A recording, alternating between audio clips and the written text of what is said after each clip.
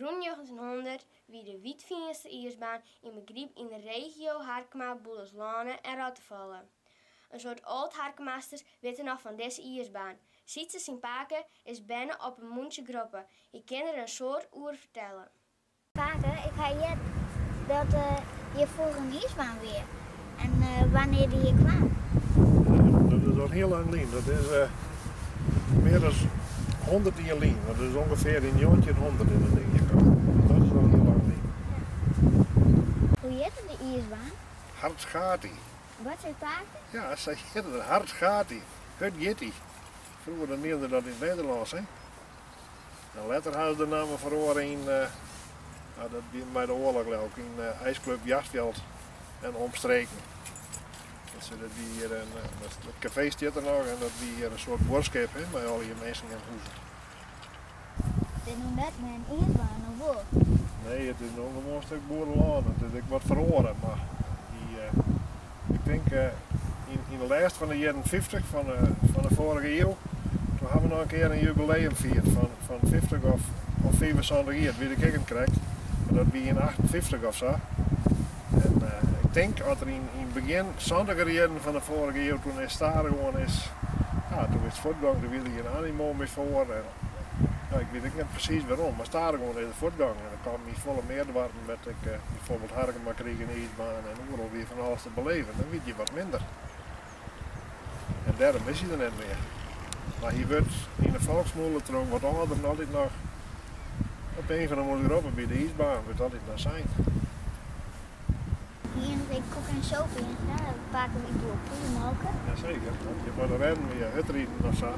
Eerst weer naar het ledenriederij en dan gaan we hier in koek en soep. Dan gaan we daarachter in de hoek in het steen. En dan kon ik met stroom krijgen bij de burgerijen. Dus dit nog manege, maar dat was toen nog een burgerij van Jan Liepers, Jan Wietke. Die waren daar en daar kon stroom bij komen.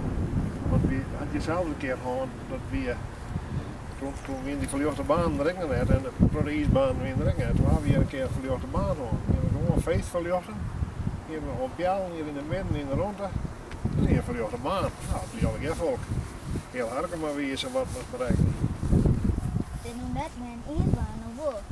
Nee, het is nog gewoon een stuk boerenland. Het is wat verloren, maar ik denk in de lijst van de jaren 50 van de vorige eeuw, toen hebben we nog een keer een jubileum vierd van 50 of 75 jaar, wie de kikken krijgt. Dat wie in 58 of zo. En ik denk dat er in het begin, 70 jaren van de vorige eeuw, toen is daar gewoon is, toen is het voortgang, er wilde geen animo meer voor. En, ik weet niet precies waarom, maar daar gewoon in de voortgang. En dan kwam ik volle meerwaarden met bijvoorbeeld Harkema kreeg een ijsbaan en overal weer van alles te beleven. Dan weet je wat minder. En daarom is hij er net meer. Maar hier wordt in de volksmolen wat ouder altijd nog op een van de mooie groepen bij de ijsbaan wordt altijd nog zijn. Ik heer wel dat ze vroeger al bonken in plaats van Noorden reden. Ja, maar nou praat we dat, nou hebben we toen de Spanjaarden zo lang dat al in. Dat weet Paken net meer dat ze bonken reden. Dat is ooit vroeger begonnen werden, maar ik weet ook net meer dat dit speelt. Hier, dat kent je wel even snel hebben. Deze. Dit zijn de meest gewone, die hier wie de meeste mensen. En dan is die fietsenstro en dan kost er op zakken op rijden. En gewoon die wat verder weer die hier nog gymnastiekskoen aan. Ja, dan boomst dat vast, maar die wordt zeer. En zo dit ben eigenlijk wat luxere. Dan kost heel mooi met schoon op staan. Hey? Kijk je zien? Er zitten van die riem erbij. Dan kost ze met vast zetten. Dan kost ze over de schoon, zo kruislings eromheen. Zo die hem daar gooien. Nou, dan boomst dat vast, dan stiert je hieronder. Maar dat kon je weer eigenlijk met schoon alleen maar goed. Maar zo hier, daar kost ik nou wel met zakken op. En in de regel, dat zie je met die fietsers, dan is een boedek hier bijonder, dan door die angels die zie je.